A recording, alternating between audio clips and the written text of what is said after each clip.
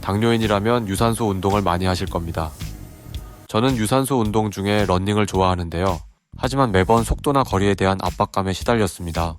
그런 압박감은 러닝이 점점 더 어려운 운동처럼 느껴지게 만들었고 잘 하지 않게 되다 보니 몸도 점점 안 좋아지는 걸 느꼈습니다.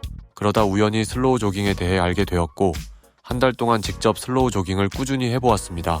그렇게 슬로우 조깅을 한 지 한 달이 되었고 빠르게 뛰는 러닝보다 훨씬 혈당 조절에 도움이 되는 것을 느꼈습니다.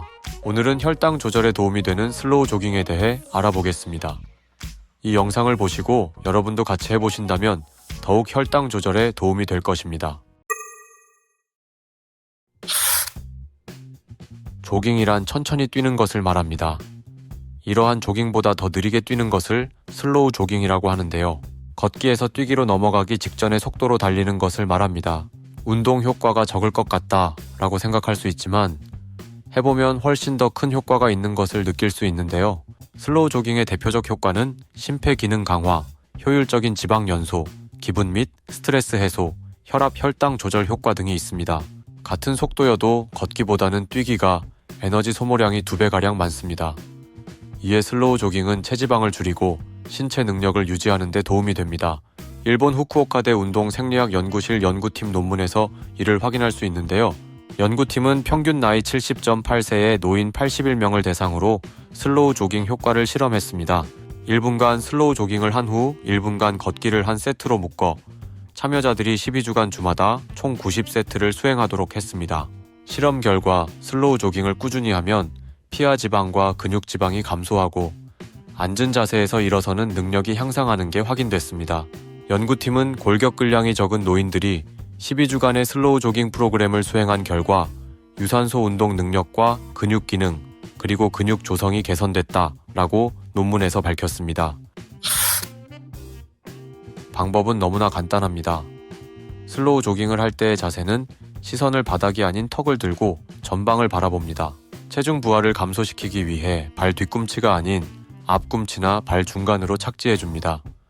보폭은 너무 넓게 하지 않고 종종 걸음을 하듯이 좁게 해줍니다. 이렇게 앞꿈치로 슬로우 조깅을 해주면 무릎의 부담은 줄고 종아리, 다리는 강화되는 것 같습니다.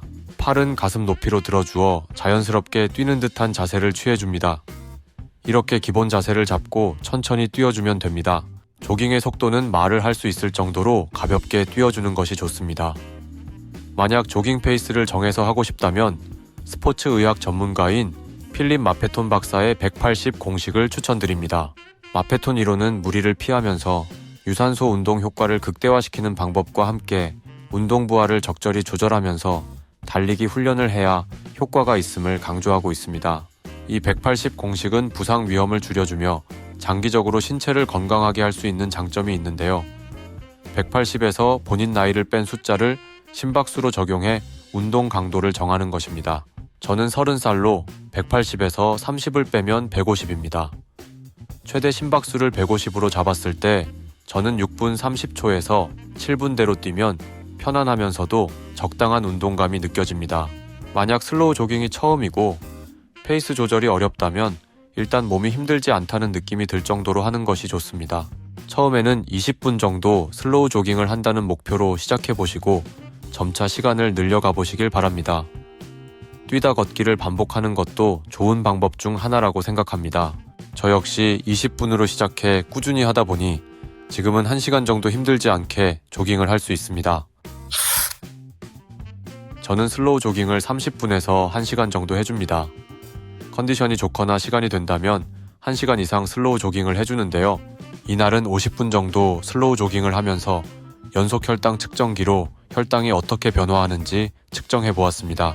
운동 전 혈당은 190 정도이고 저혈당 방지를 위한 사탕도 충분히 챙겨준 뒤 슬로우 조깅을 해보았습니다.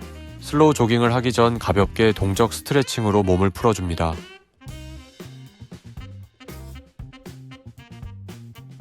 (50분) 정도 조깅을 했을 때의 거리는 7.5km 정도입니다. 혈당이 어떻게 변화하는지 연속 혈당 측정기로 확인해 보겠습니다.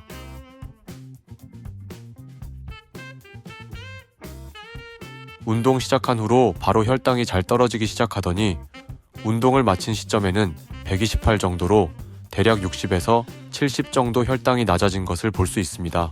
운동 후 저녁 혈당도 큰 변화 없이 안정적으로 바뀌었는데요. 제가 슬로우 조깅을 하기 전에는 저녁이나 새벽에 음식을 먹지 않아도 혈당이 높아지는 현상이 있었는데 운동을 하고 나서는 많이 좋아진 것을 느꼈습니다. 그리고 걷기와 비교했을 때 걷기는 식후 혈당이 떨어지긴 하지만 걷기를 멈추면서 다시 혈당이 올랐었는데요. 하지만 슬로우 조깅 후에는 떨어진 혈당이 꾸준히 안정적으로 유지되는 것을 느꼈습니다. 슬로우 조깅은 당뇨인에게 정말 좋은 운동인 것 같습니다. 오늘부터 여러분들도 밖에서 공기를 마시며 슬로우 조깅을 즐겨보시길 바랍니다. 오늘은 당뇨인을 위한 슬로우 조깅에 대해 알아보았습니다. 혈당 조절엔 실천이 가장 중요하다는 것 알고 계시죠? 저는 앞으로도 당뇨인에게 도움이 되는 정보로 돌아올 테니까요. 구독을 해주시면 더욱 도움이 되겠죠? 오늘도 건강한 혈당 되시길 바라며 끝까지 시청해주셔서 감사합니다.